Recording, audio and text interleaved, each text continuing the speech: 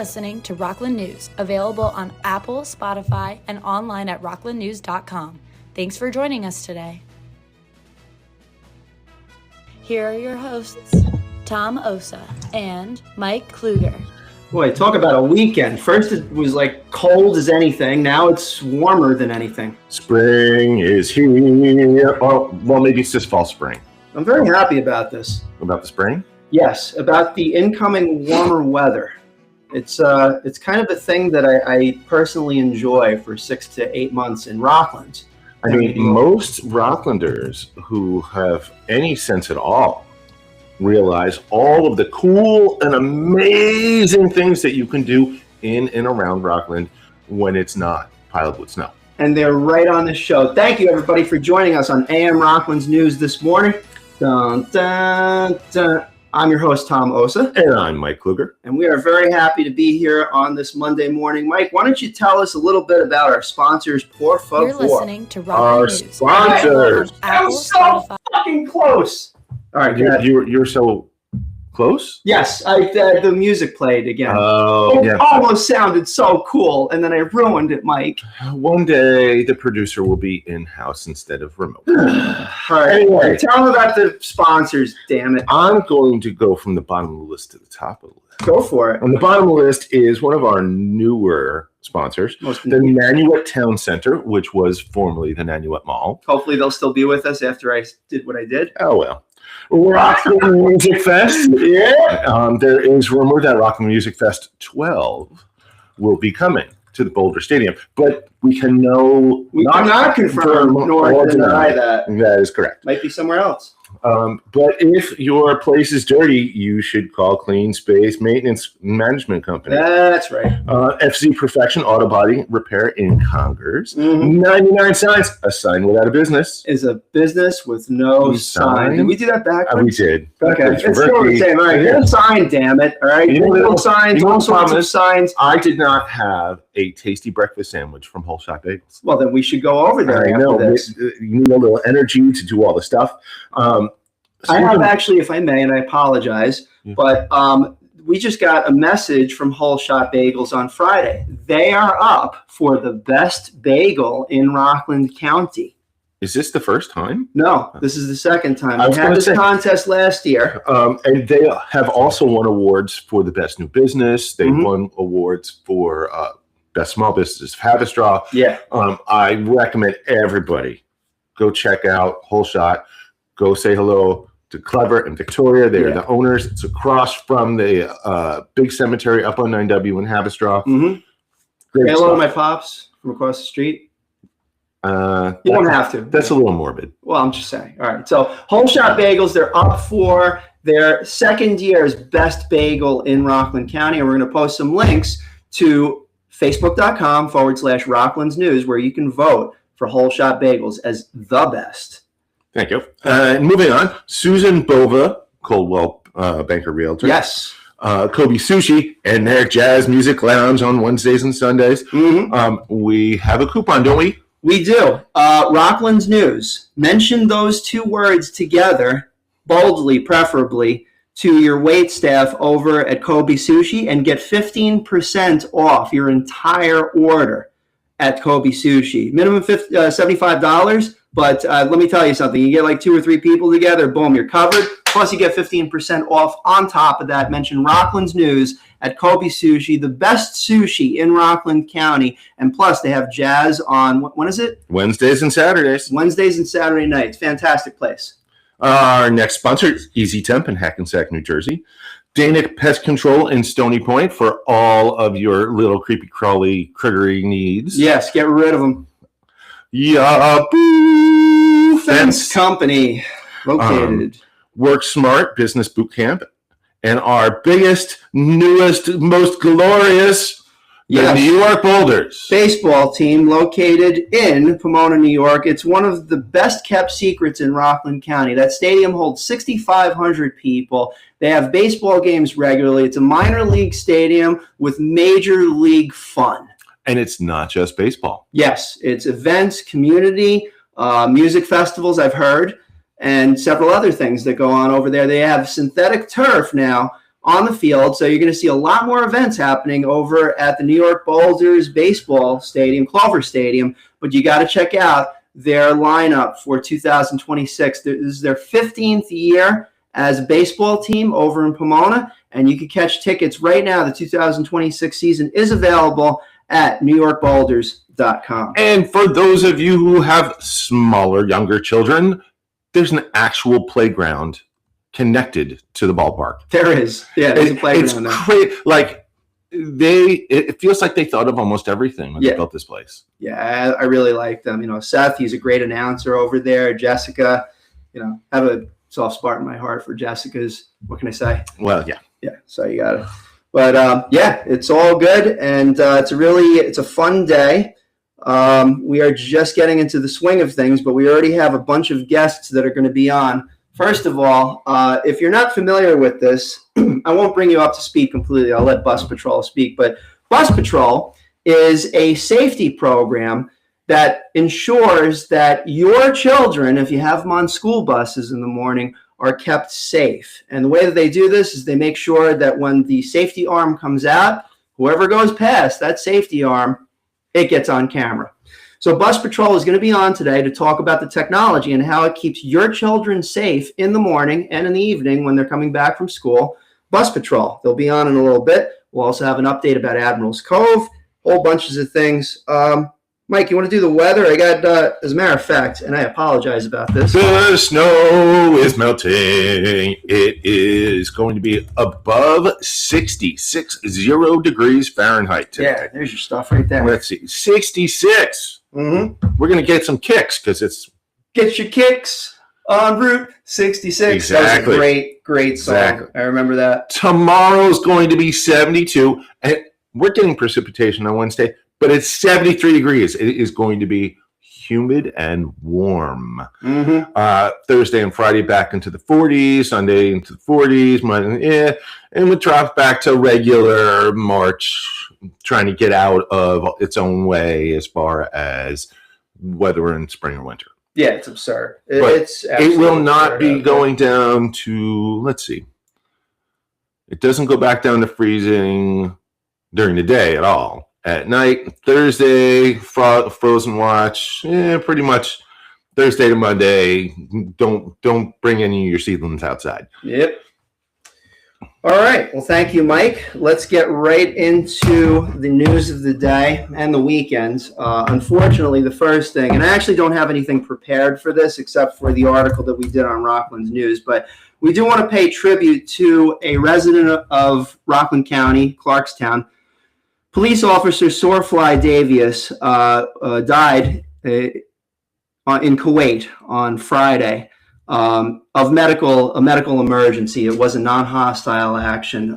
More details are being disclosed over the next several days, but unfortunately, Mr. Davies, his end of watch was on March 6th, 2026, and in the words of the NYPD, fidelis ad mortem. I'm going to read some of this stuff. His career was defined by service to his country and to New York City. That was from Mayor Zohan Mamdani, Police Commissioner Jessica Tisch in a joint statement.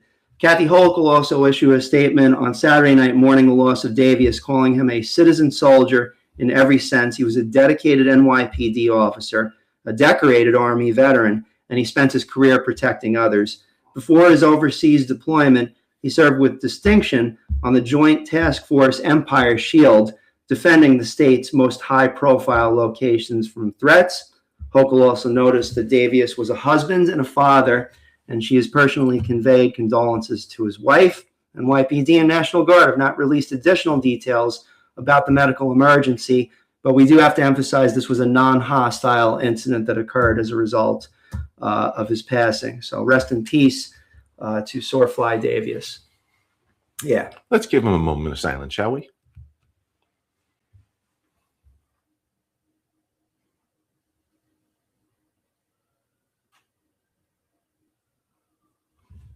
Yeah. All right. On to a few other items. We'll span through these, up, down, left, right. But as we do. Yes. Yeah. So the Stony Point Seals, they had their announcement event yesterday over at Fireside. For those of you that are not familiar, the Stony Point Seals jump into the Hudson River every year, except this year. We still went down there to act like we're jumping in. But the ice was too thick. The ice was too thick, Captain. I could not get through it. Anyway, so, but you know what? The community still came out and helped the three children, the families of the three children with medically fragile circumstances, and they were able to fundraise a total of $105,000. Wow. $35,000 checks were given to each of the three families of the children over a Fireside restaurant yesterday. Supervisor Amy Conklin Stam, as well as North Rockland Central School District Supervisor Chris Felicello were in attendance. And it was really, it just brings it back, Mike, to the heartwarming, the atmosphere of what Rockland really is about when they're at their best. That sounds amazing. Mm-hmm. And other ways that you can give back other than, say you're in North Rockland versus Nyack, because the Nyacks have the Penguins versus the Seals, right? Mm-hmm. Citizens, listeners, there are lots of ways to give back and be part of the community. You can join your firehouse, your ambulance corps, food drives, and sometimes as simple as getting some donations, jumping in an icy river. Yeah. For charity. Do what you can, because sometimes you just have some time. Sometimes you have extra money. Sometimes you have some old coats. This past winter, one of our elected officials gathered something like 3,000 pounds of clothes or something like that. I know I'm pounds, brother. I was being conservative with my. You were being conservative. All right. So, and the idea is this: if we are all in a better mood, if we are all happier and well-fed and well-clothed and well-housed, mm-hmm. we can bring the entire society up. Nobody has to step on anybody else mm-hmm. to succeed here. Right. Because if that's your goal, yes, then why are you being part of this community? Yeah, exactly. It's a good point because I note very much team efforts. Typically there's a coach. Coach is important. Tom Coughlin from the Giants. Oh my goodness, he was amazing. Bill Parcells, one of the greatest coaches of all time. Yeah, I give you that. Absolutely give you that. With Coughlin, and I read his book. He used to schedule his bathroom breaks. Wow. Yeah, that is regimented. That's a very regimented. It's a little too much, admittedly, but I'm impressed. But just like that team atmosphere where, once we all and the coach knows the drill, we all stick with it. And I think it's something I struggle with. I think you and I struggle with that. But I think people in general struggle with regiment. But the thing that really drives it forward is the really good goals, like taking care of medically fragile kids, having good causes in front of them. Well, and to using that sports analogy, not that we're a sports show or anything, but during that Tom Coughlin time, mm-hmm. his defensive coordinator was Steve Spagnuolo. I can't pronounce it. Spagnuolo, yeah. So, and one of the interesting things about that time is he did not come up with a plan mm-hmm. and make his players form fit to the plan. Right. He looked at his players and said, my players can do these things that are what are their capabilities? And yes. So he redesigned what the NFL was doing mm-hmm. just to use the benefits of his players. And that defense is the one that took out Tom Brady's perfect season. Yeah. It took it twice. We were very happy about that. And it's funny because we have a Tom Brady on the show. Right. To my point, listeners and citizens, yeah. is that if you are the leader, don't make a plan and make your team form fit to it. Mm-hmm. Look at what your team can do. Yeah. And build a plan around the strengths and weaknesses of your team. Yes, most definitely. And there's different strengths and weaknesses for every team. They're unique. It's, for instance, great example, Mike, to your point. Mm-hmm.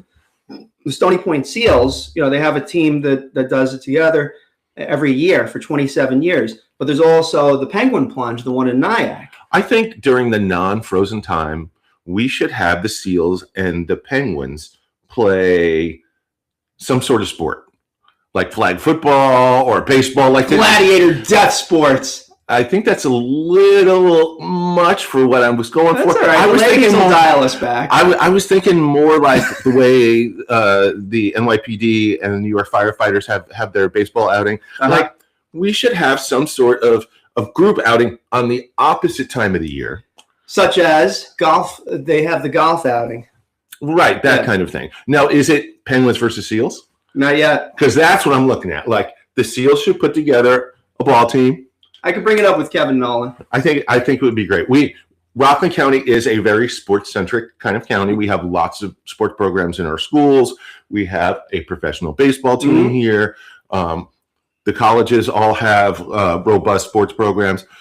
So why not? Right. Maybe we can get the Boulders to come and help us out with this. I believe they would be interested. Anything sporting. And for the record, actually, so the Penguins and the Seals get along great. Like, Barbara from the Penguin Plunge has been to the Seals events. Yes, I am showing. Seals have been to the NIAC, so they get along great. I'm trying to sow the seeds of competition. Oh, no, I'm right with you. I'm just helping. Right? Yeah. And with that competition, not a competition about what the actual heart of what they're doing is, because that shouldn't be a competition. That should just be, we can give as much as we can give, and you give to your local folk. This is more about connecting groups together that wouldn't normally be spending time together under the guise of some friendly competition. Exactly. And that's where it's a lot of fun. And we can raise a lot of money. In light of that, we actually have a guest that's coming on, and it's not a competition. It's actually far from it. It's about safety. But imagine the times that you are, ladies and germs, headed to work, and you see a bus in front of you, and you got to make that split-second decision that should be Captain Obvious. I have to wait. You can grumble in the car, but you don't want to pass the school bus. Well, what happens if you do? Well, we have a guest that's coming on, and we're going to bring him on right now. So we have Jason Monell from Bus Patrol. It's the program that is partnered up with Rockland County in order to enforce anyone that is going past a bus. There's a documented record of them passing the bus, and then they can be properly, let's just say, guided into never doing that again because it's illegal. And Jason, thank you for joining us on AM Rockland's News this morning. Well, thank you. I'm actually Jason's colleague, Ryan. Ryan, I'm sorry. We saw you. We saw the but I'm grateful to be here. Thank you very much. Yeah, no problem. So welcome to the show today. We reached out to Bus Patrol about half a week ago, and we wanted to get some ideas about the technology because, quite frankly, and you're on with Mike. My name is Tom. We haven't really briefed, but basically the premise here is to understand the technology of Bus Patrol as well as how it helps children from being safe, children that should be safe at all times as they're entering or leaving a bus. So, Jason, take it away. Tell us about this. We like to nerd out on this information. Well, again, just thanks for having us. I think, look, Ryan, I'm sorry. That's okay. First and foremost, this is about child safety. Every year we see about 50 million illegal passes of school buses across America. And that number, I think for most folks is staggering because, when you think about when you see a school bus and obviously all of us have children or no children in our communities, you can't think of anything more egregious than what could happen if someone were to not take the few extra seconds and pass that bus and, cause a tragedy for that community. And unfortunately, where I sit in my seat every day at Bus Patrol, we do see those tragedies. And so one of the things that we're trying to do is help support the local communities who, work every day to make sure public safety is tantamount as a priority and provide them with the tools to make those decisions easier. And so what we provide for every single school bus in Rockland County is an enforcement system predominantly made up of cameras that basically allow for the Rockland County Sheriff's Office to make sure that if anyone passes that school bus, it's captured. And through New York State law, what we can do is put together an evidence package for Rockland County Sheriff's Office to review and to make the determination on if a ticket should be issued. Right. And that's what we do every day. And so fortunately in Rockland County, we've had this program live for about 2.5 years. Bus Patrol is proud to serve as sort of the vendor. And ultimately, what we do is send through evidence of videos of people passing buses illegally to ultimately allow for the sheriff's offices to make the final determination on if a ticket should be issued. And what we've seen over the course of the last couple of years is a real decrease, about a 20% decrease in citations and tickets being issued year over year. And about 95% of folks who've received a ticket have never received a second. And so what that means to us— That's what I figured. Yeah, they do it once. It's danger. They're not smart to do it again. Not even good to do it the first time. That's right. And so we're hoping this works. And, our goal, as it is for the county and county executive at day, is to make sure that in the future, no one passes a school bus. And hopefully we keep our children safer on account of that. So my first question, which is kind of, I'm playing a little bit of devil's advocate. I believe in the safety of our children, but I am concerned because how much of your technology requires the bus driver to do something? Because if the bus driver is human, as we know, because I don't think we have any automated buses, and they are responsible for flicking on the camera or turning on the lights or doing that. I'm not speaking out of turn because I have talked to folk who used to be bus drivers in a certain spot in Rockland County, and not none of them, but the people I spoke with, did not have credentials to drive anything more than a car. Right. Well, there's that. Yeah. And I have noticed an increasing amount of bus drivers from a certain section in Rockland County that do not follow traffic laws, turn on their lights the last second, flip out that stop sign at the last second, and leaving some of us really confused about where we're supposed to stop and when we're supposed to do this. I have not seen this with anyone driving a Habit Straw transit bus. But anything that was not in English is where I'm kind of looking at. So my question to you is, how much is the bus driver responsible for making your technology work? Yeah, well, look, we work with bus drivers every day. Understand your thoughts and your concerns there, but look, a lot of bus drivers, I think, are doing a great service to our communities, know our kids, really appreciate the technology, because over the years, prior to Bus Patrol or other technology being there, I mean, literally, if they saw an illegal pass, we'd have to get out their pencil and their notepad and write down a license plate, and obviously, that's not a great way to do enforcement.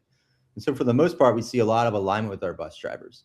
They do play a pretty critical role because, one of the things that we want to always provide is a really robust aspect of evidence as it relates to what constitutes a violation. And that in part means that you have to alert the driver that the bus is getting ready to slow down. What is done on a bus is basically the yellow light indicators are triggered, and that is something done by the bus driver.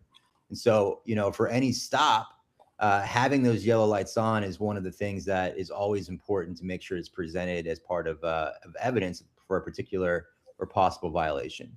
The service that we provide is to make sure that as close to 100% of the time, and our efficacy is actually 99.9%. Nice. All evidence that we're sending through meets the statutory requirements by law, as well as the business rules guidelines that Rockland County has put into effect as well on top of the law. And so ultimately, what we want to make sure is the bus driver did behave correctly, because ultimately it is a manual process and a manual trigger for the yellow lights to be turned on. But one of the things that we can do is, after that violation is potentially captured off of the bus camera, we actually go through multiple rounds of human review internally at Bus Patrol to make sure that the yellow light indicator was triggered by the bus driver, to make sure all the other additional parameters of the law have been reflected, and only then do we send through that evidence to the sheriff to review. So 99.9% of our evidence reflects not only having a minimum distance requirement as it relates to how long the yellows or red lights were on for the video, but also making sure that everything else the law says is required for a violation is presented in the video as well. And so we send that through as evidence. Bus Patrol is never the one that's going to make the final decision on if a ticket is issued. It's always going to be your local law enforcement authority, in this case, the sheriff's office. And so they also will have the discretion at the end of the day to make the determination on if they believe, and basically by looking at what they would ultimately look at if they had a police cruiser present in a vehicle past the bus, to make the determination by what they see in video if they should issue a ticket. And so we think it's a very robust process. Obviously, if you receive a ticket in the mail, the last aspect of due process is making sure that you yourself can also look at the video. And so one of the things that we provide on behalf of the county is ultimately a website called alertbus.com that allows for anyone who receives a ticket in the mail to be able to go to that website and view the video as well. And Gotcha. So a final decision can be made by the registrant of the vehicle who receives a ticket. They can look at the video, say, hey, I made a mistake. I'm going to pay this ticket. Or they can say, hey, I don't think I made a mistake. I don't think this is an illegal pass. I want to go ahead and contest it. And that's always going to be awarded to the registered owner. And just like any other type of traffic violation, you can go to court and basically make your case. But we just want to make sure this is a very accountable, transparent, and robust process as it relates to the efficacy. And we believe we put together a very strong program to allow for local law enforcement to effectively enforce. And so that's the goal every day. And I think what we've seen is, of course, behavior change on account of that robust enforcement. Now, walk me through just a part of this that happens after the yellow light goes on. So the bus driver is a very important component of this in that they have to initiate the yellow light to indicate to everyone around them, stop your vehicle. All right. Yep. When the yellow light is on, and haven't been in a school bus for a long time, but when the yellow light goes on, the stop arm goes out, or? Yeah, so basically when the yellow light goes on, the camera will start to trigger and basically be able to begin to record. Ultimately, what will constitute an actual violation requires the bus to be completely stopped. Now, by New York State law, the stop arm does not have to be fully deployed as long as the yellow light indicators were on. And ultimately, the bus is completely stopped. And the reason that's the case is because we've seen so many times that it's not just about the kids getting off the bus, it's about the kid waiting for the bus as well. Right. You sort of have a danger zone. It's about 100 feet in any direction from the bus. And if someone, isn't paying attention and the child sees the school bus getting ready to stop and starts to cross the street, we want to make sure that's a safe environment for that child. So, the best notion that we can say and the best thing that we can do is when you see the yellow lights go on, prepare to stop. Because ultimately, number one, and more importantly, there could be a child crossing the street at that moment. But secondly, it's going to be the easiest way to avoid getting a ticket, because just like a traffic signal, you want to start to slow down when you see yellow, as opposed to try to speed up and get through it. It's the same premise with the school bus. And so while the stop arm might not be fully out, the anticipation, the expectation is you still stop, because that's going to lead to the safest environment around that school bus.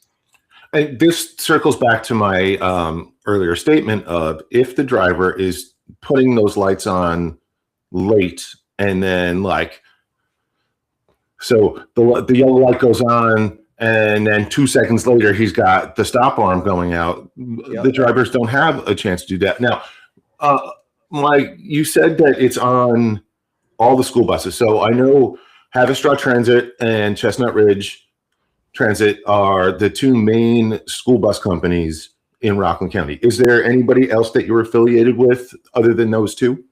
Yeah, there's quite a few operators. Those two are definitely two of our partners, but we serve every single school district, and every single school district either owns their own buses or has multiple operators that serve their bus fleet. And so across all the towns, there's multiple operators that we work with. But look, it's the same premise for every single operator, every single bus driver. We want to make sure, number one, that those bus drivers are trained and that they're utilizing the yellow light indicator in particular effectively. But we do have a stopgap as well, because this has to be a fair program for the driver.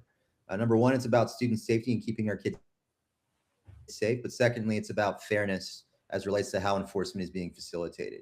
Unfortunately, Rockland County has been very stern in saying, look, we're following the letter of the law 100% of the time. And we want to not only have the letter of the law, number one, be sort of the foundation, but we want to make sure that we're in a position to also make sure that we're providing very clear guidance as well, on top of what the law says is the foundation, to make sure that we, for one, make sure that folks have the appropriate ability to stop. And so what we do for every violation, every ticket that is before any ticket is issued, for every violation that's captured off of the bus, it goes through 3 rounds of review at Bus Patrol to make sure that we're meeting the evidence standards that Rockland County says that have to be met. That requires, in part, for the yellow light indicator to be on and very clearly on for as long of a period of time as necessary to make sure that the person had the ability to stop. And of course, local law enforcement is always going to have the final and only real say in regards to if a ticket should be issued. And so we believe it's a very robust process and program. And ultimately, the yellow light indicator needs to be reflected, and ultimately people have to be awarded the ability to stop for a ticket to be issued. So if I'm reading that correctly, so if, for instance, a bus driver does make an error for some reason in not properly putting on the yellow light, making sure that the cameras are monitoring, Bus Patrol would not send that to Rockland County as part of one of the violations? That's right. Got it. Okay. My next question, and I don't know if you can answer this because this goes after you have submitted it to the Sheriff's Department, right? If a citizen receives a ticket in the mail, it will be coming from the Rockland County Sheriff's Office, not from Bus Patrol, correct? So we actually, as behalf of our service to the county, we will print and mail the ticket to be sent to the registered owner of the vehicle. However, 100% of the time, it has to be approved to be mailed by the Rockland County Sheriff's Office. Is there any documentation saying that it's from the Sheriff's Office? That's right. It does. Gotcha. Interesting. You had a question, Mike? Because Well, I'm intrigued by the technology. And I can't remember how long ago it was, but I had a friend who showed me a letter that came out of Connecticut, and it was along the lines of this, and it had just a picture with their car, but when you looked at the license plate, everything was fuzzy, and I was like, well, I have some friends who could completely doctor this photo. Mm-hmm. And it was just straight up asking for $275, saying you were guilty. There was no court. There was no nothing. And it was. Where was this? My friend was living in Suffern, I want to say. All right. And again, this could have been like 3 or 4 years ago. And Ryan, you said your service has only been in effect in Rockland for 2.5 years, correct? Yeah, so we've been operating in Rockland since 2023. In Connecticut, we do have programs. We don't have one in Suffern. So maybe that's another provider. No. The check was to be mailed to a place in Connecticut. Got it. Oh, So if you are charged a ticket and you feel like you were in error, mm-hmm. You're writing that check to Rockland County, or are you writing it to Bus Patrol? So when you receive a ticket in the mail, the first thing that ultimately we always hopefully would encourage folks to do, and ultimately we want to make this as easy as possible, is to go to alertbus.com and view your video, because that video is ultimately the exact same video and the exact same evidence that was utilized by the Rockland County Sheriff to issue the ticket. And what we see is typically about 7 or between 7 and 8 people, or 70 or 80% of people pay their ticket. Who are they paying it to? So, but ultimately, who it goes towards is the county. So the program is a county program. We facilitate the program on behalf of the county as it relates to making sure that the equipment on the buses works effectively, and as I just mentioned, processing through evidence. but this is a county program. So effectively, if you are to pay your ticket, if you receive a ticket in the mail, it's going to the county. Now, we do have an agreement effectively because we facilitate this program on their behalf to take a portion of those proceeds.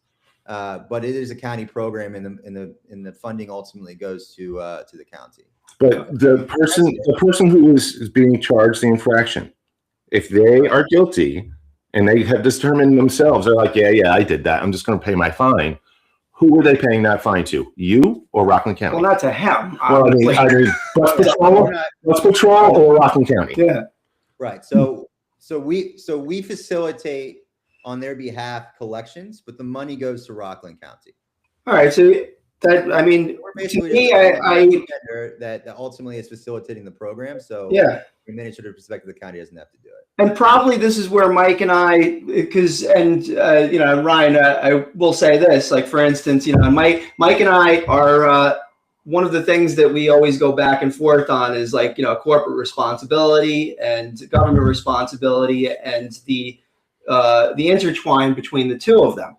So this is where Mike and I probably after you hop off and stay on for a while, because we could talk about this, is, if the payor, right, is a corporate entity or an agent, but ultimately the books are kept correctly and the proper monies go over to the government, there typically wouldn't be a problem, in my opinion. Mike, I'm guessing, Mike, what he's saying is, like, why doesn't the county get the government get the money first and then sends the residuals to Bus Patrol? And from a place of transparency to the person who is receiving the infraction. Mm-hmm. I'll tell you exactly, and I'll speak. And if I'm a little bit on tilt on this, I'll tell you exactly why I think that the framework of the corporation doing the collections and sending it to government works is liability. That sounds like a big C corporation answer.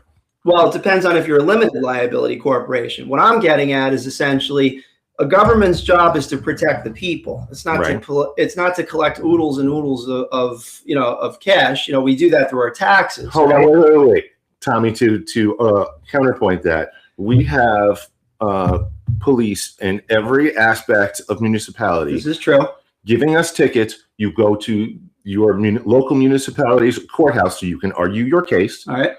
And you pay it directly to the courthouse. Well, yes, exactly. So, but if you go, regardless of where you pay the fine, if a person is innocent or guilty, if I'm reading this correctly, Ryan, they're not paying anything until if they choose to go to court and contest it, because they have the video, right? They have the video in advance to see whether they are, we'll call it red-handed or not, but they can contest it and go to court without paying a fine first. Is that? That's right. Absolutely. So the letter that my friend had received, and I don't know if it was your company, because you have to check on. Because, this is more of a concern of, if it was not Bus Patrol, then we also have to understand that there are scammers out there who are doing something. Oh yeah, of course. Well, and I want to get to the place for our listeners and citizens where, if you're receiving a letter, you understand where it's coming from and whether it's real or not. Right. So because I'm looking at this letter from my friend, and again, this is from a few years ago, and it looked like a scam. Okay. But everything that Ryan is talking about, this letter was saying, except for, I didn't see anywhere in the letter where it actually applied to Rockland County sheriffs. Well, and the money from Connecticut. The money was supposed to be sent back to Connecticut. Understood. But I mean, could have been that your friend was driving through Connecticut? No, this was in Rockland, because they nailed him in Suffern. It gave the street. It was right outside of Cherry Lane. And I remember that because that's where my children went to elementary school. Did they show any video evidence? There was a picture with their car. Okay. And again, it was kind of hokey. And I'm like, and during that time that they were tagged, it was not the public school transportation. All right. Now, that was 3 years ago, right? I would have to go back and talk to that friend. Didn't know this question was going to come up in my head because, we just kind of jumped into it. Yeah. But Ryan, one of the things I want to make sure for the citizens and listeners who may have accidentally or need a clue and stop for buses, what their rights are as citizens. If the paperwork that you're sending says you need to go to the courthouse and discuss this, is that really clear? Do the citizens really know? Like, how do they avoid people trying to scam off of what you're doing for basically corporate identity theft is what I would see it as. But I want to make sure the citizens have a way to go through this procedure if they feel like they have been charged unjustly. Yeah, well, look, that's tantamount. I mean, it's paramount to a good program, and we want to make sure that it's super clear 100% of the times that folks understand that they have the right to exercise due process and claim non-liability when they receive a ticket in the mail, just like you would for a speeding ticket or a parking ticket or any other type of violation. And so really, we make it very easy. So when you receive a ticket in the mail, as I mentioned, you can go to alertbus.com. Alertbus.com ultimately allows for any registered owner to type in their license plate and the ticket number that they received in the mail. And they'll be able to view the violation evidence, meaning the video evidence. You're going to have also 3 still images. You'll have information on the location and the time that the violation occurred, as well as all the information on the vehicle that committed the violation. All right. And right there, you'll be able to view that evidence and say, okay, I made a mistake. I'm liable, or I'm not liable. This is not a valid violation in my mind. If you think it's a valid violation and you want to take care of it, you can do it right there. Which, for me, look, I live in New York as well, in Westchester. I've had a parking ticket in the past. It's kind of a pain in the neck sometimes to go through the process of going to court. So this actually makes it fairly easy. The law allows for payment to be facilitated right there if you find you're liable. And a lot of folks take that up. About 70% of folks, after you watch the video, claim liability. However, it's got to be as easy as well to contest. And so what we actually do is we allow for, there's a coupon that's very clear on the ticket that you receive. You can tear that off. And ultimately that is sent through to us. We work with all the local town and village courts along with the county to make sure that ultimately if someone contests their ticket, it's docketed in the town or village court where the violation occurred. And so every day there's hearings happening across the county, across the state, in which someone can ultimately voice non-liability, just like you would for a speeding ticket or any other type of traffic violation. And that's got to be part of the process. It needs to be very robust, easy to do, and very clear for the driver. And so we hope that's the case. And we're always looking forward to making sure that folks understand, first and foremost, how not to get a ticket, but secondly, obviously what your rights are as a driver if you do. And just to go back to the technology itself, and again, for those of you that are looking to learn more about this, it's at buspatrol.com. So the video is once the bus driver has the yellow indicator on, and there's a certain amount of time that the drivers behind and in front of the car are basically told very clearly to stop. What happens afterwards if somebody goes past the bus? What's the technology walk us through the technology that occurs when the cars are passing, in these cases, illegally? Yeah, so we actually, if the bus is completely stopped, the yellow light indicators have been on, the camera will be rolling. And ultimately what happens is if a vehicle were to pass that bus, and all the parameters are met, it ultimately stores the video first on a DVR on the bus, and then ultimately it's transferred to a secure backend processing portal via an LTE network that's also on the bus. As I mentioned, one of the things that we always do for every single violation is it goes through very robust quality control. And that quality control happens first at Bus Patrol, to where we want to make sure that we're putting together an evidence package for the county sheriff's office to review that ultimately reflects the letter of the law and basically, meets the evidentiary standards the county wants to see. And so if a violation is captured, and it's transferred off of the bus. It goes through multiple rounds of human review with bus patrol, and we put together video evidence, still imagery evidence, the timestamp. We add a Google map, as well as registered owner of the vehicle information from the state DMV, and that is then sent to the county for their review. And so what we believe is ultimately you have multiple rounds of quality assurance that are taken into effect prior to another round of review being done with the county, the final review for the ticket to be issued. And then, of course, if a ticket is received in the mail, everyone is entitled to also contest that ticket, and for that to then go to the town and village court, wherever the violation occurred, to have your day in court as well. But we believe it's a very robust process. The evidentiary standards have to be met, but ultimately, 99.9% of the time it shows that they are. And of course, the county sheriff will always have the final discretion to make the determination. But that's the process in a nutshell. Okay. Well, Ryan Monell from the Bus Patrol Program, something that I think will certainly help to save lives, in my opinion.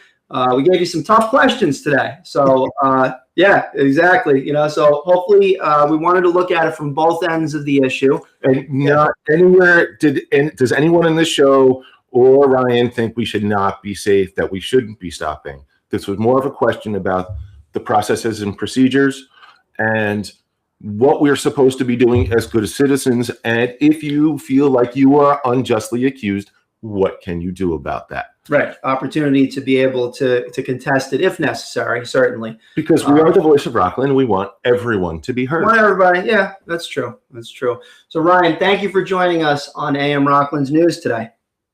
No, thank you so much. I appreciate you having me on. You guys. Okay, you got it. Thank you for answering all the questions. No problem. Happy to. Take care.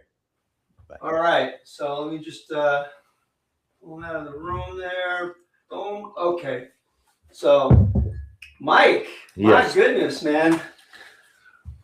You definitely, I did not expect that. Well, I don't know if you have been following the local Facebook feeds about what the citizens are going through with Orange and Rockland. I have not.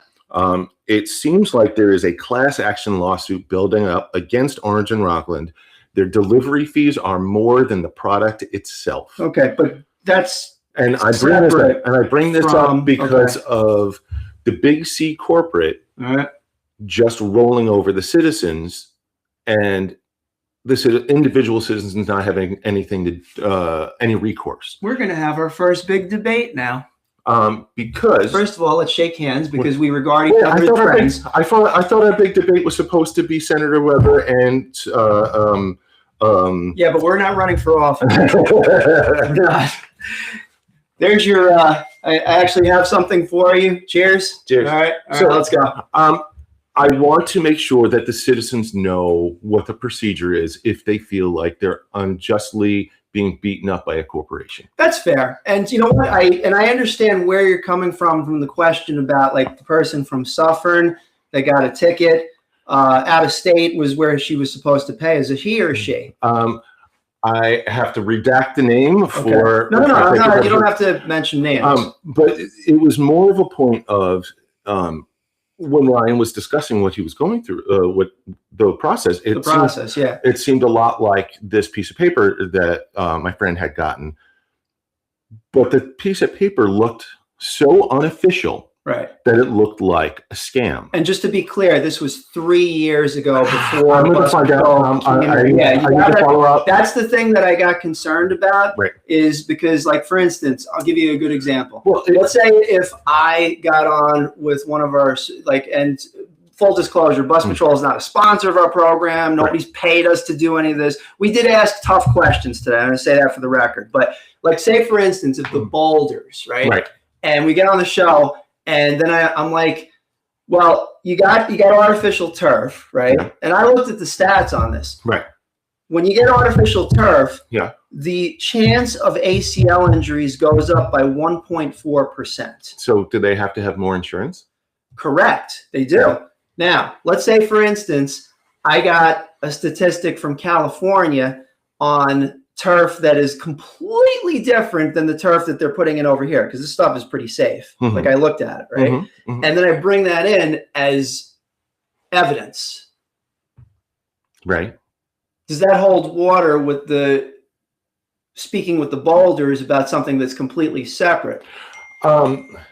This is more of a question of if my friend's letter was legit or not, Right. because it looked so unofficial, and everything it was saying Mm-hmm. was in line with what Ryan was saying. How do the citizens know between what Ryan's doing Mm-hmm.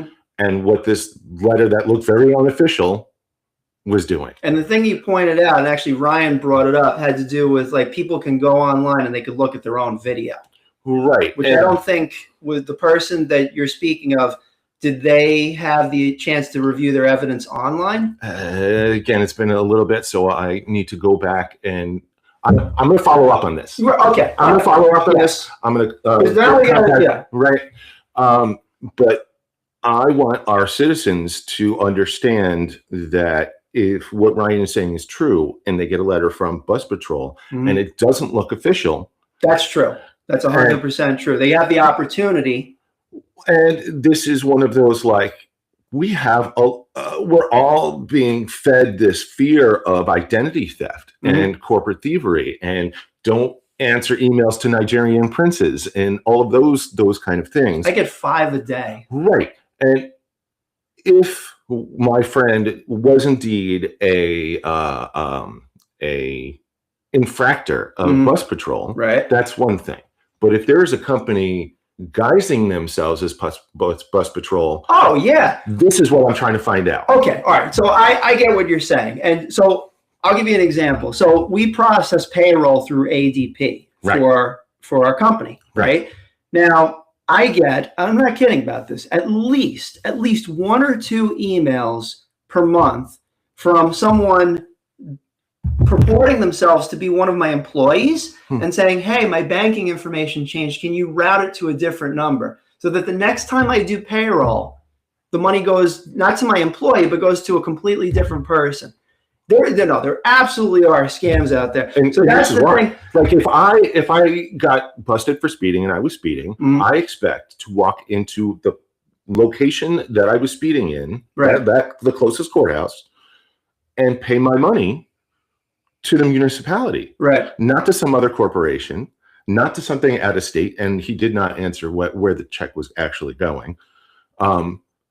It's a question of clarity, because if I'm just a citizen and I didn't listen to AM Rockland and have an interview with Ryan, Right. and I just saw this document show up that doesn't have a sheriff's stamp, it's not coming from Rockland County, why should I, as a citizen, believe this is anything less than a scam? Right. But the way that he identified it is that, so this is the process that I was trying to flesh out, which is why I did like the nerd thing with the AI technology and everything. And I get the way you're going.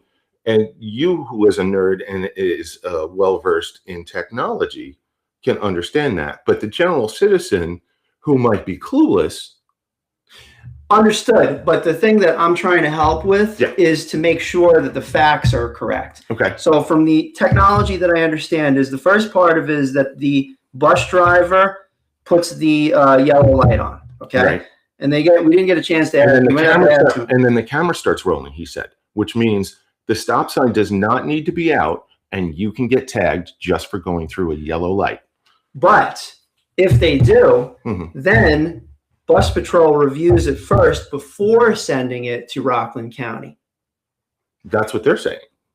That's exactly what he said. No, he said that they review it, like they do a triple review on each and every before they send it over. And then the sheriff's department is the one that sends the ticket and all the evidence to the person. Then it gives them the ability to go online and check their own video to see if they want to pay the fine or not. Right. So the thing that it's given, like the part where the county gets involved is they're looking, I'm sure they're looking at the evidence too. Then they're giving the A-OK. It's like, okay, you violated the law. So it's like, okay, and this is where you send the check. The thing that you don't like is where they send the check.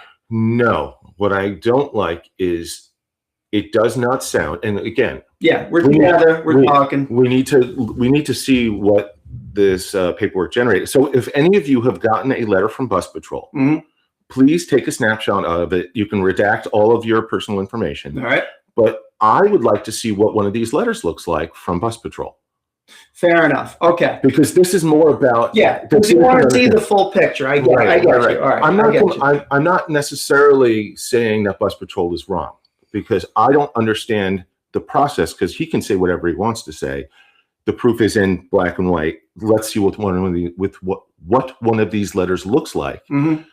Because I want to make sure our citizens are safe from scammers who might be doing something similar. Okay. Or if they look like a scammer, we need to tell them, this looks like a scam. Please change this so it looks more official. So if I'm reading you correctly, Mike, you are the voice of Rockland, but you're being a consumer advocate. In other words, you're looking to defend the. Okay, all right, that's fair. So there is, and I will say, for those of you that are listening, that obviously, I'm nerding out on the technology. Sometimes I have a blind spot. Sometimes Mike has a blind spot. Sometimes we both have a blind spot. Truth. So we'll keep on going with this and really just try to flesh out exactly, from all angles, from the consumer standpoint. Hell, why don't we get in the car one day? We'll get behind a bus. I mean, we got to get gonzo journalism on this, man. I would say if we want to go gonzo journalism on this, we would go first to the sheriff's office. We could ask. Yeah, let's go interview with whoever the liaison is at the sheriff's office. Mm-hmm. It'll be Sheriff Lou Falco. Well, is he the direct person that deals with Bus Patrol? That's the person I want to talk to. Okay, yeah. So, but I mean, you talk with head honchos or anyone. It's like.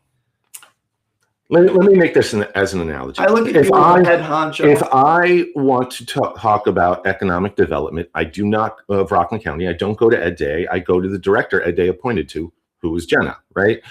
I can ask Ed overview questions, but if I want the detailed questions, you got to go to the person who's responsible for that. Right. So in other words, Falco, you want to look at the process from where it goes. Right. Okay. Because I want to keep our citizens safe. And that means safe from identity theft, safe from corporate theft, and safe from drivers driving by our buses who want to hurt our children by being thoughtless. Well, to that end, I can definitely attest to you that it is a challenge. And remember, we mentioned last week, we have a colleague, is Joe Salve from Maven Driver Training, and we went through Muncie during the feast of, and I learned a new way of saying it, Purim. Yeah. It's not Purim, it's Purim. Yes. Okay. Like you're pouring something, but it's Purim. All right. Well, so we're literally, the festive atmosphere, party central, left, right, in front of us, behind us, everybody is just like partying and everything like that. Kids are, it's like Halloween meets, not Christmas, but St. Patrick's Day. Halloween and St. Pat. Halloween because there's a lot of overeating and candy and drinking and I'm being festive. Same thing on St. Patrick's Day. Right, but it's not. St. Patrick's Day is for a different overall reason. Like the things that the ritual you're doing is similar. Yeah. But the goal of the celebration is different.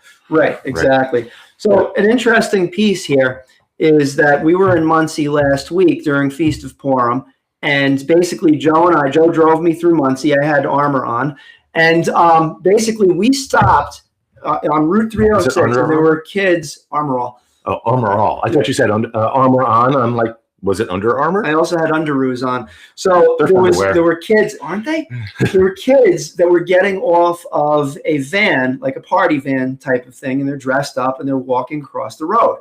There was a car right behind us that started honking when we came to a full stop.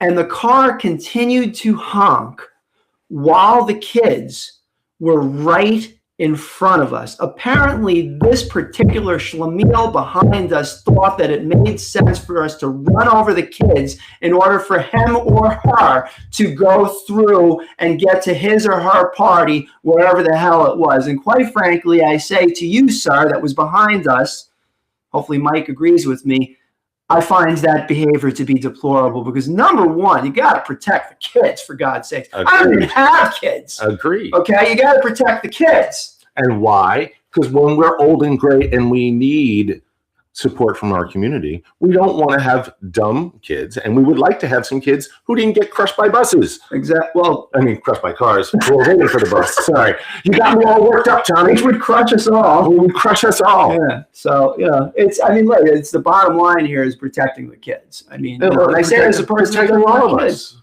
Like in traffic law, you are not supposed to cross a place where pedestrians are supposed to walk until the signal says green. Mm-hmm. Now, to the point of yellow light, That's interesting. Yeah. There was a part there that I wasn't aware of, and that is that the bus driver in question initiates the yellow light, yellow light initiation. going back to your discussion of your trip to Muncieland, Mhm.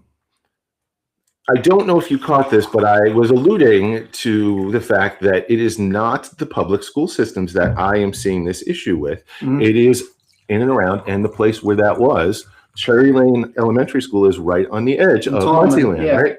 Muncieland. Right on the edge of Muncieland. So what Yeah, happens when you have drivers like you're talking about honking, Yeah, and those guys are bus drivers that's for their community, right. and he can talk about his robust programs, and for the public school systems, I'm sure that is the case. But we have heard so many schemes and issues, and specifically in the traffic sector of what's going on there, that I have a question about those buses and those drivers. And I don't mean it from a place of them, but I'm seeing a trend of a certain region of Rockland. You're taking your life in your own hands if you're driving through there. And that's one of the reasons why this year traffic is going to be the number one issue with Rockland News in many, many fronts. Bus patrol is just part of that. Also has to do with something that Mike and I have advocated for, is safety rails for citizens of Rockland that are protesting at the Four Corners. That's Route 59 in Middletown. I don't even see it for just the protesters, but there's sidewalks there, and it's the busiest intersection in Rockland. It is. Why isn't it being kept safe just so people can walk down the street? And where is Pat? Carroll? Pat Carroll? Yeah, Where, yeah. like, we've contacted him and nothing. Poof. I don't know. Well, I think it's time to call some of our other elected officials and see what we can do if the next step up isn't working. Where do we direct our questions, concerns, and ire to? Ire, yeah. The ire of March. Oh, that's the Ides of March. That's the Ides of March. So, yeah. You get ire, and then you go to the Ides. Yeah. We are going to have a lot more about the, not just bus patrol safety program in Rockland County, but also about various traffic concerns. So we went in for the Feast of Purim, we went through Muncie, and we got a good look at what's going on over there. You could read the article over at rocklandsnews.com. We'll also have an article about bus patrol up shortly. Bus patrol will also be on a future podcast that we've already arranged with Rockland's News and Bus Patrol. So, and Mike, forgive me for this one. I'm going to find out. I got to find out. I find about that before that episode. Yeah, no problem. And I'll definitely, questions, anything that you gather, Right. I'll be able to ask. Right. And in addition to that, we will nerd out on the technology because, admittedly, I'm a web guy. So, anything with video and AI and I will defend the consumer until the day I die. And you should. And I'm not saying this from if the consumer is wrong, the consumer is wrong. Like, I'm not blindly saying that. But if I see it where the municipality or a corporation is taking advantage Right. of its consumers and the citizens, it really gets me going. Well, I voted for Ralph Nader back in the day, right? Yeah, He's the man. But Ralph Nader is not from Rockland County. No, but in other words, he's of the same philosophy, for instance, that you're employing, which is defends the consumer to the death. And that's, it is a noble cause. I think my role in this is really just to, and again, you and I, we don't always see eye to eye on the corporate component. And that, to me, and you're right about, like, definitely going to make sure that the books are clean. If this is the case, Right. then always the book's got to be clean to make sure. Not just the book. Yeah. But the whole thing needs to be clean. Of course, yeah. Right. So, and I think the mechanism for that is able to be, it doesn't have to be the same exact template in every corporate government partnership. I think it's different.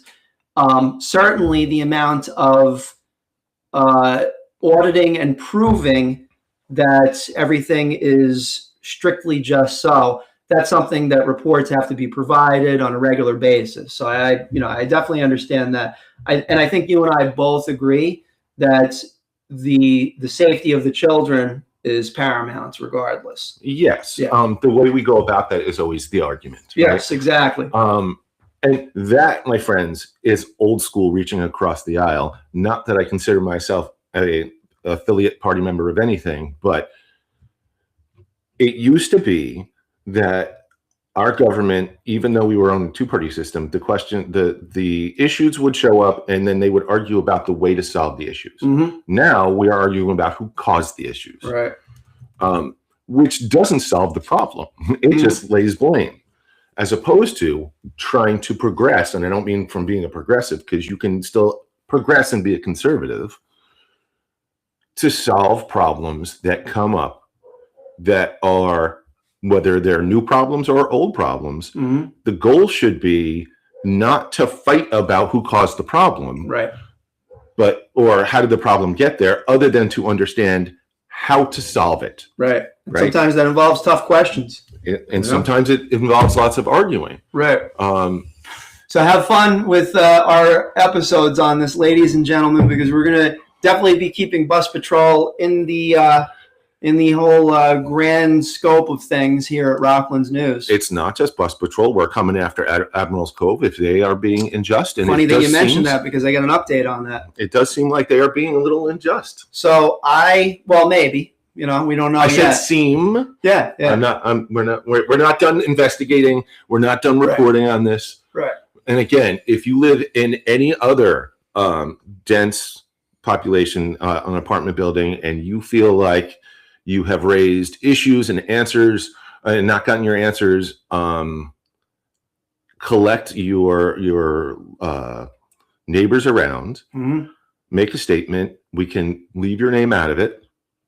And Tom and I will be the voice for you. We will go to the owners of the buildings. We will go to the politicians. We will go to the elected officials and try and help solve the social problems, the community problems we're having here in Rockland, because we want to really make it the best Rockland we can make it. Indeed.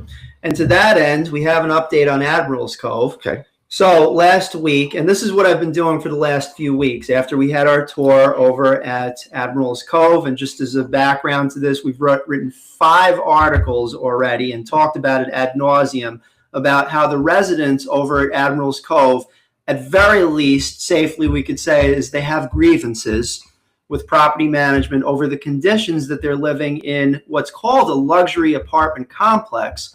Well, it turns out that there's a whole plethora of issues. Yes, I said plethora. The elevators are out. There's mold in some of the buildings. The heat is not able to be adjusted. Some people, especially during the blizzards that happens over the last several months, they've been without heat for 3 days. That's not the entire complex, but certain residents over there have had no heat for 3 days during very, very cold temperatures. What else? Dog poop in the elevator that's not picked up. There was this point where during the blizzard, there was some ice that came from a roof and landed directly on the windshield of car, broke the car window pretty nastily, I'd say.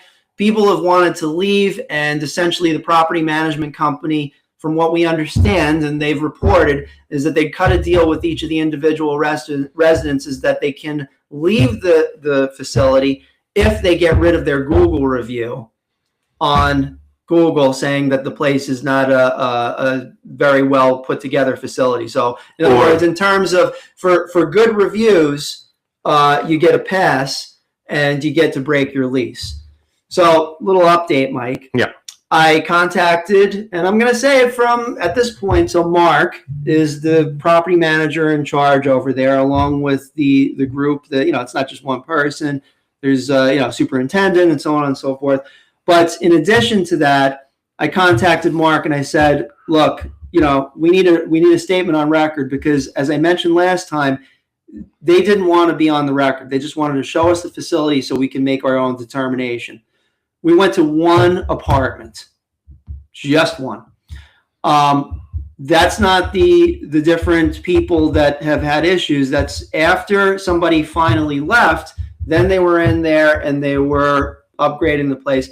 They did, in fairness, explain the mold removal process. I definitely acknowledge that, in terms of like, if it's not mold that goes through the walls and stuff, then they could simply, if it's surface mold, they can basically use bleach to wipe it down.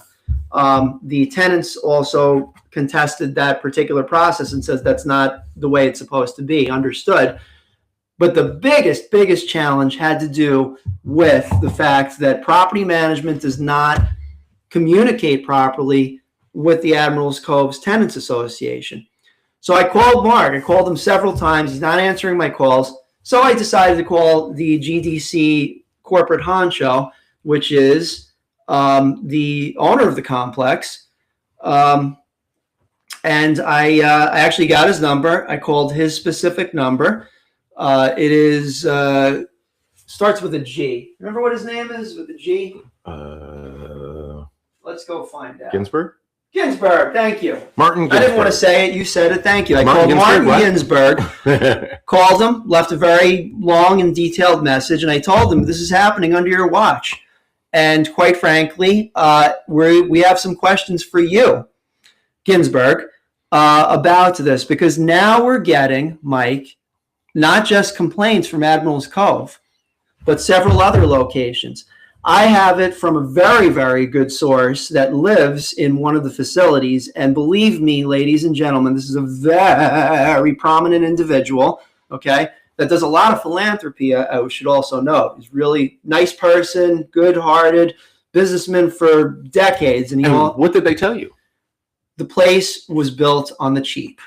And this goes back to what we've been saying this whole show about consumer advocacy, right? Because the corporation, and I understand from a place of math, they're trying to do things that make them the most amount of profit. Mm-hmm. Usually that is at the detriment of the citizen, at the detriment of the consumer.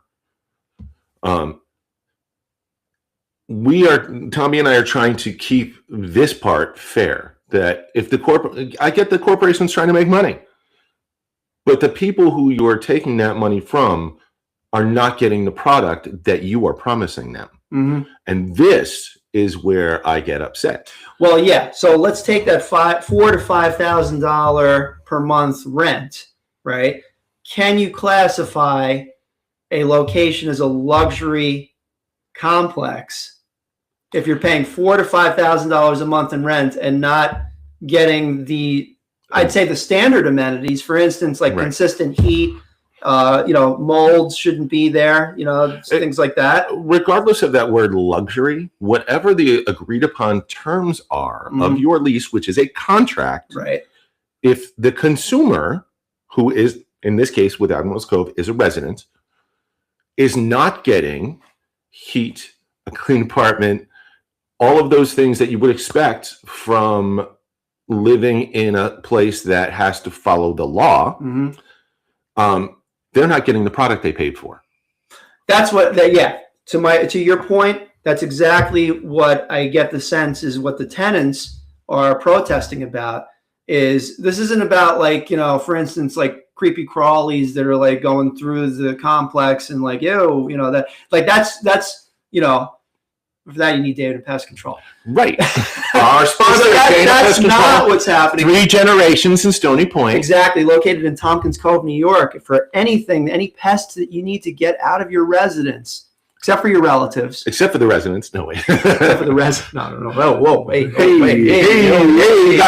You got to call somebody else for that. Yeah, Ghostbusters. So it's like, so we call Dana Pest Control if you need to get rid of any of your pests in the house, danapestcontrol.com. Go ahead. Circling back to Admiral's Cove, it doesn't matter if they're paying $500, $5,000, or $50,000 a month to live there. Mhm. If you are under a contract and GDC is holding their listeners to a lease contract, except they seem to be breaking their side of the lease by not providing the product that the consumer is asking for. Right, expectations.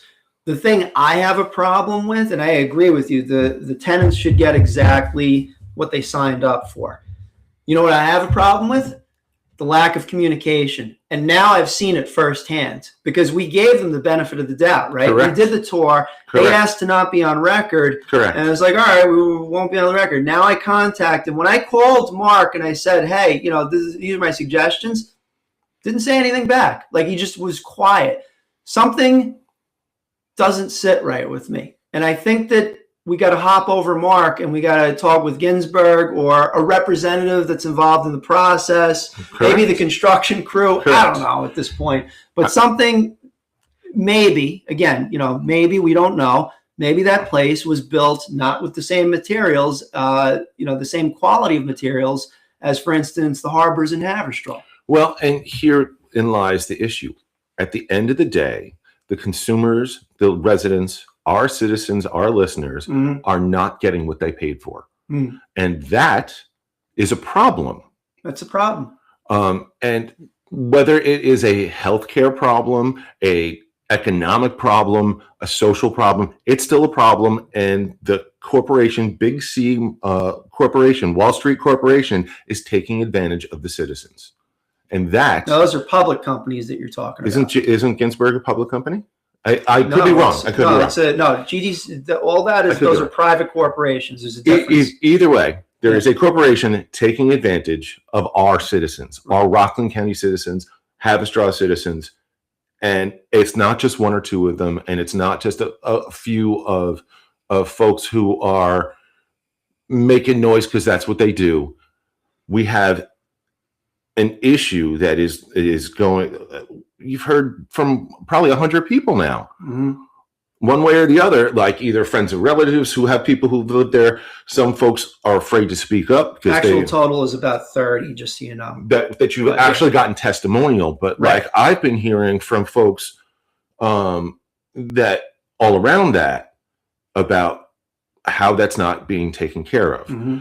And again, not just specifically singling out Admiral's Cove, but they are our example of what's going on. But this is not isolated to the riverfront of Haverstraw. We have buildings in Nyack that the landlords, I'm sure, are doing things like that. There are lots of dense residential buildings in Rockland County. And if, you know what, let's look at this from a positive angle. If any of our listeners or citizens really enjoy living in the buildings that they're living to, please give us a testimonial so we have something positive to say. And if it's a lesson that we can pass on to our listeners as to, if this is happening to you, please try this. That's the kind of thing we want to pass on. So I encourage all of you, even if you live in Admiral's Cove and you're having the best time, your best life living there, tell us why. Yeah, and the place where you can go is rocklandnews.com/alert. And that's where you can put in any information that you need in order to tell us. We could take stories. We take investigative reports now. Now we're on 2 of them, my goodness. Advertisements. Yeah, we take advertisements, and thank you for many, many of our sponsors that have helped us over the years. Thus far, we're going on 5 years with Rockland's News and a year and a half with the live stream, the podcast. I think so. And I think this might be a good moment to go over that list of sponsors. Yes, that is true. And you know what? Let me just bring that up for you, Mike, because I'm going to ask you to be the one to read off the sponsors. You came in roaring today, my brother. Roaring. There is so much to be the voice of today. Seriously. Right? There is so much injustice going on throughout the world, but in Rockland County itself, and we can only fight what we can fight, folks. Tom and I are in a good position to help Rockland County citizens. Yes. We are not We are. in a good position to help the Ukrainians or what's going on in the Middle East or any of those kind of things. What we are focused on is Rockland County. Most definitely. And with that, we have Rockland County sponsors, Exactly. starting with our very own Keep the Rockin' Rockland New York Boulder baseball team and Clover Stadium.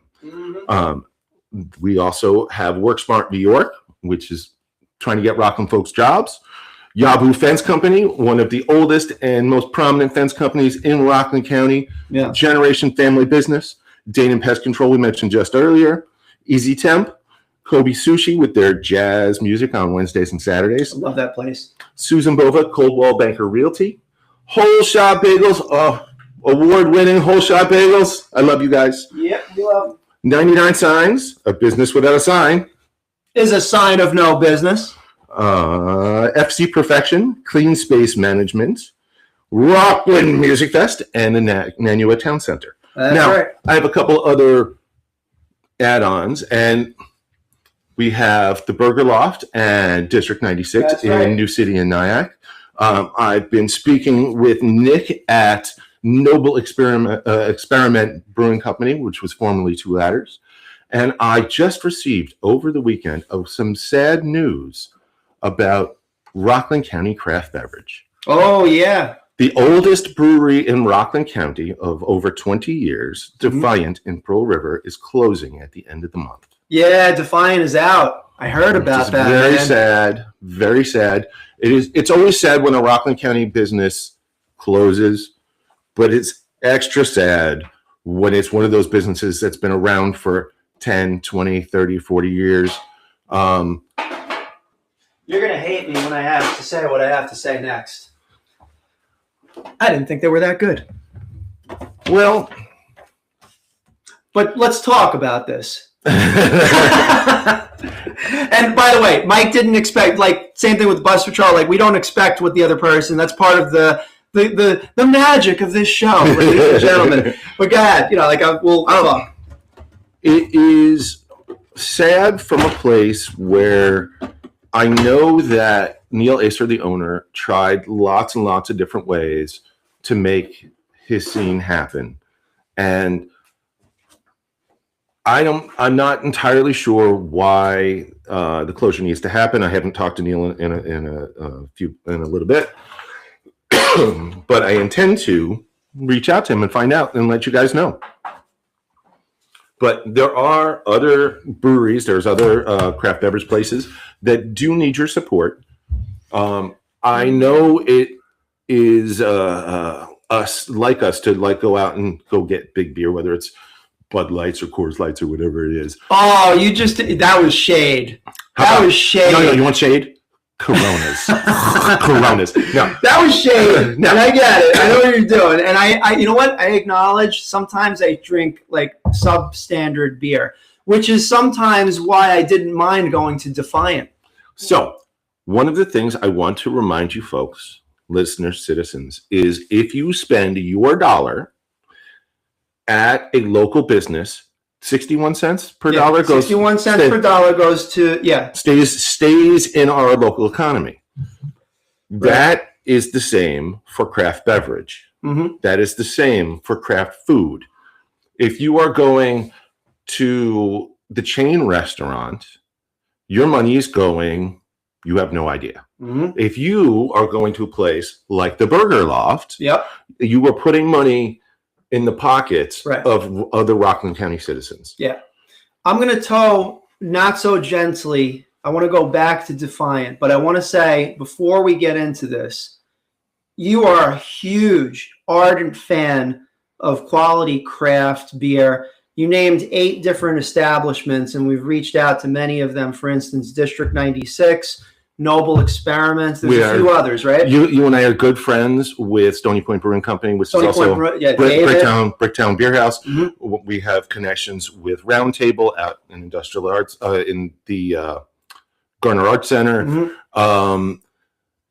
There's all of these great craft beverage places, and part of what we're doing, citizens, is trying to get you guys informed about what's out there, because Yeah. Rockland County may be one of the smallest geographic places in all of New York, but we have so much going on here. We have so many cultures. We have so many industries that it's almost hard to keep track of all of the cool things that need to happen that you have access to, whether it's Clarkstown putting in pickleball ball courts, or Howie Phillips talking about his fireworks show in Haverstraw. That's right. Or any number of the green spaces and parks that we have in Rockland County that are village, town, county, state parks.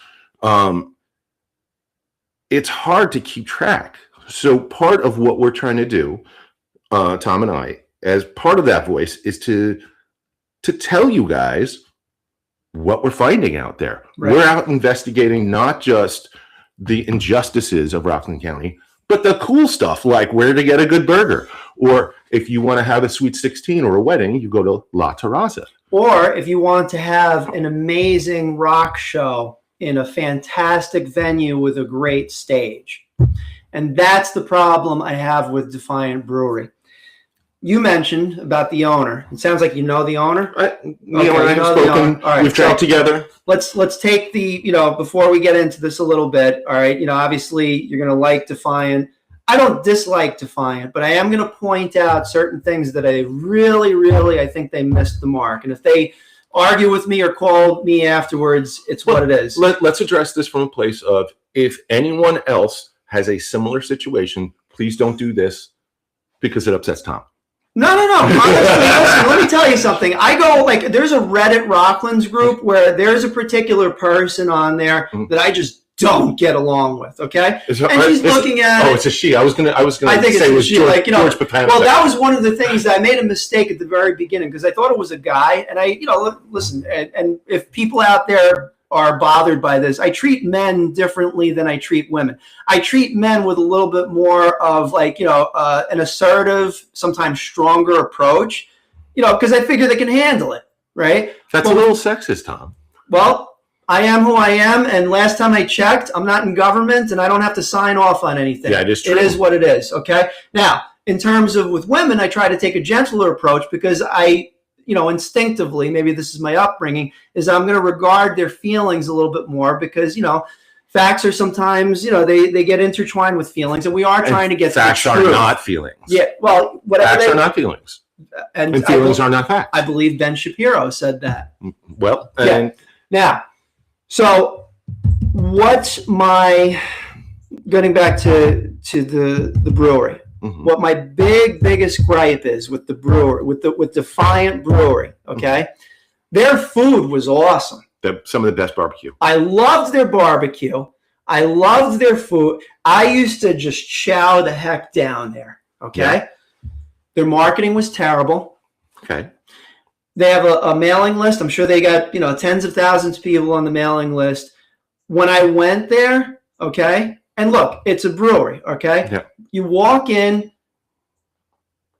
it smelled of fermented beer, okay? I mean, you are drinking in a brewery. Now, again, that's fine, all right? And the kegs are right there and everything like that, okay?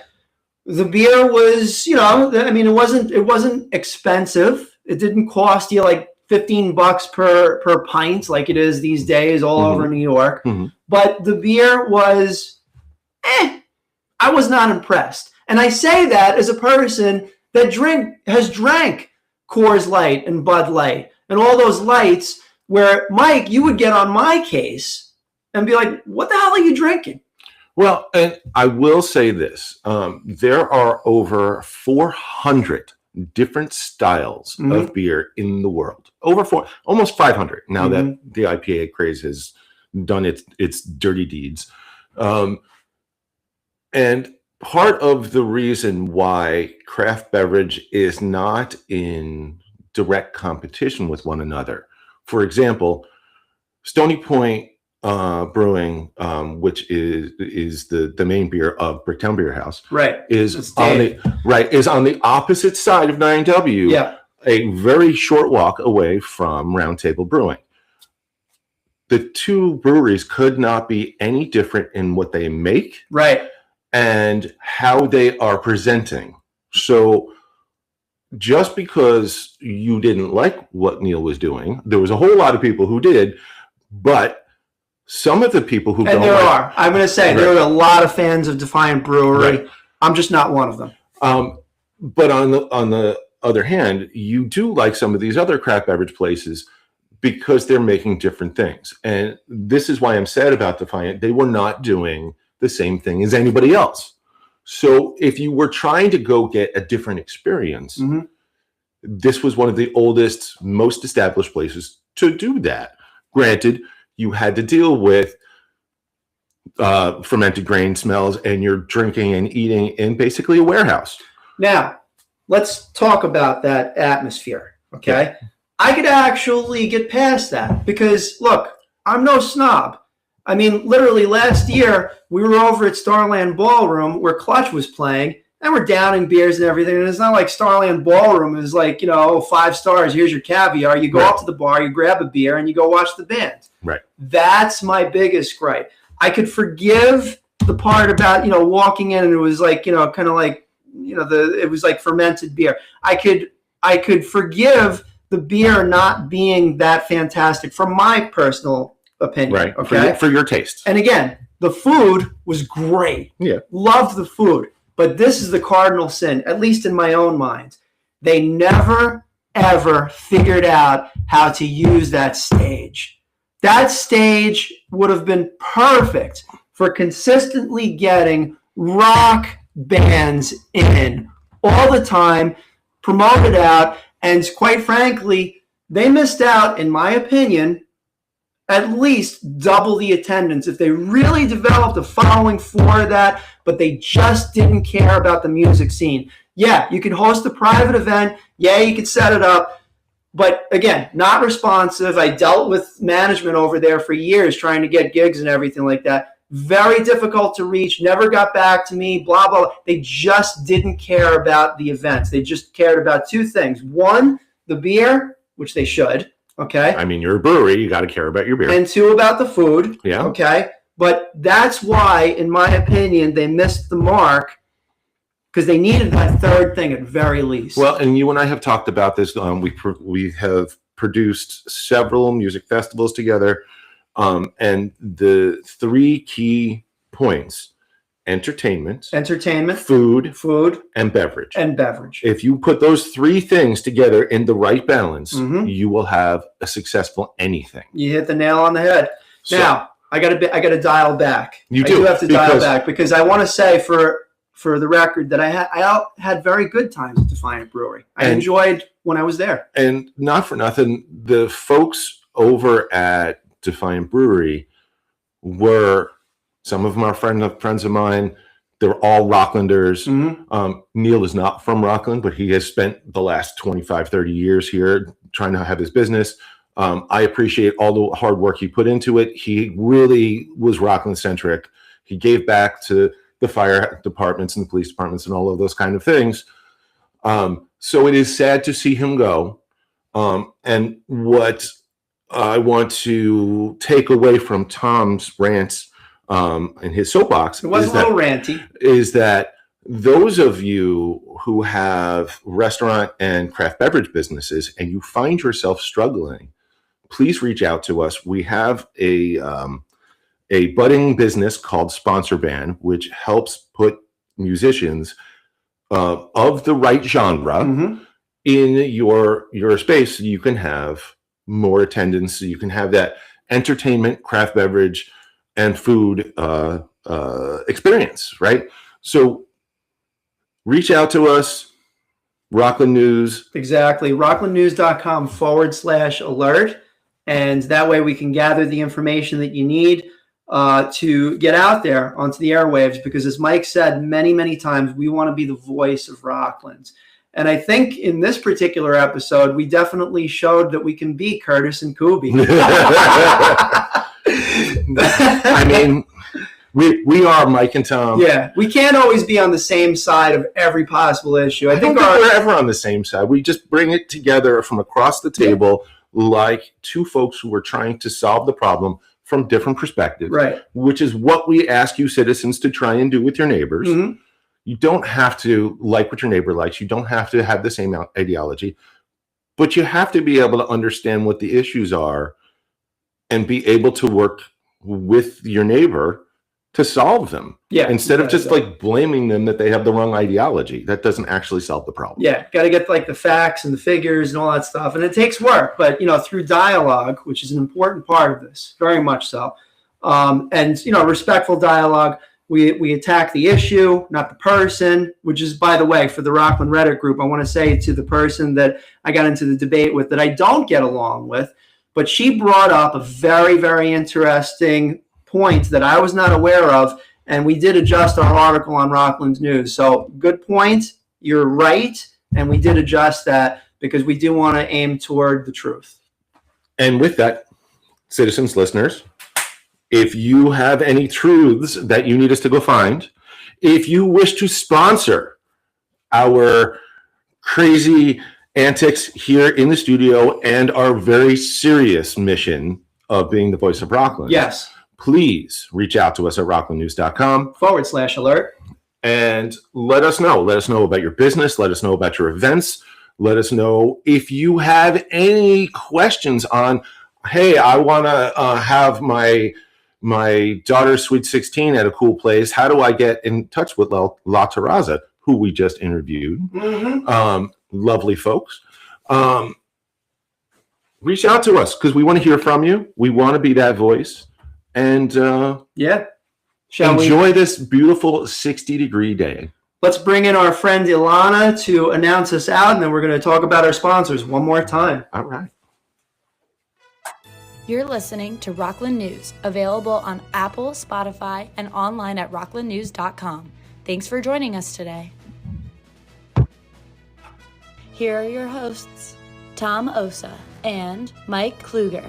And we want to thank our sponsors, New York Boulders baseball team, Work Smart New York Business Boot Camp, Yabu Fence Company, Dana Pest Control, Easy Temp located in Hackensack, New Jersey for all your ice machine repairs, Kobe Sushi with their jazz music lounge on Wednesdays and Saturdays, and the most delicious sushi. And we have a coupon. Yes, mention Rockland's News and get 15% off your entire check, minimum $75. We got Susan Bova, Coldwell Banker Realty, The award-winning whole shot bagels. 99 Signs, FZ Perfection, Clean Space Maintenance Management Company, Rockland Music Fest, and Maryland Town Center. We'll catch you next time. Thanks.